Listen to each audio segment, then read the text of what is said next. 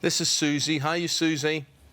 Good morning. Hi, Susie, so basically, your son and his wife, you went to stay with them. That's correct, yes. How did it go? Well, she didn't exactly make us very welcome, but I don't know her very well. She's come to her and my son have stayed with us a few times. I killed a fatted calf, make them very, very welcome, but they live quite away from here. So on our way back from holiday, we thought we'd pop in and see them. I did make arrangements. I didn't just pop in out of the blue. She was a bit offish, but I thought, well, that doesn't really matter. I get to see my son and I get to see my granddaughter. Anyway, on the day we were leaving, it was a very difficult week. On the day that we were leaving, my husband had bought me a laptop.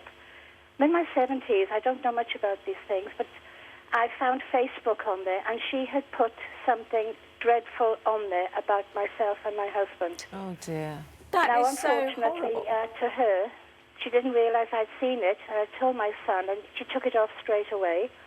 But my daughter had picked it up as well, who lived the other part of England. Well, she's either very stupid or very calculated.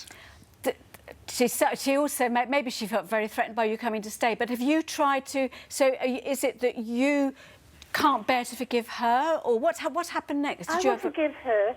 I did lose my temper. Don't blame you. I was very, very angry that she should call me a liar, that she didn't put it on Facebook. It wasn't there for me to see. It was there for her friend to see, and I shouldn't have been snooping in her... I don't know how to snoop in Facebook. I don't even know how to look into it properly. So, what's it done to the relationship with your son? Well, my son phones me when he's not in the house. I can't phone at home because he won't answer the phone. I don't get to see my granddaughter. Oh, that's a shame. I'm in my 70s. I love my son to pieces. Yes. I've got 2 daughters and a son. Okay. Yeah, what could she do? I would think. Have you actually tried to contact your daughter-in-law and sort of re-establish your relationship? Son, please try to make amends. Tell her, okay, what she said. It doesn't really matter anymore. No. What I said, I'm sorry if I did upset her, and I am genuinely sorry. I don't mind.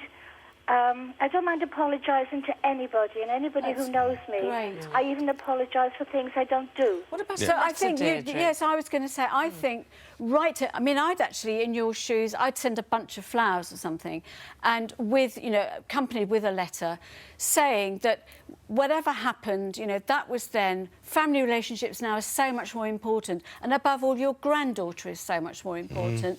You've got a great deal to give her. She's got a lot to give you, and just say, let's put this behind us, and try and suggest some get-together, the two of you. Don't keep going through your son, Well, you say, because he's probably not a great... No. I think the son has a big role to play in all of this. I mean, he's got to grow a pair, surely, with all of this. He's got to come in there and say, he's allowing his mother to be deprived of seeing his child, her grandchild. I do agree. So I think he's got a role in this. I agree. Ideally, the trouble is the mum's he's already tried to use him, and he's obviously not measuring up to that role. I mean, ideally, I'd like to say, yes, of course he should be putting his foot down and saying, this is ridiculous, and you're allowing something that shouldn't have, you know, ever escalated into this to be a terrible row.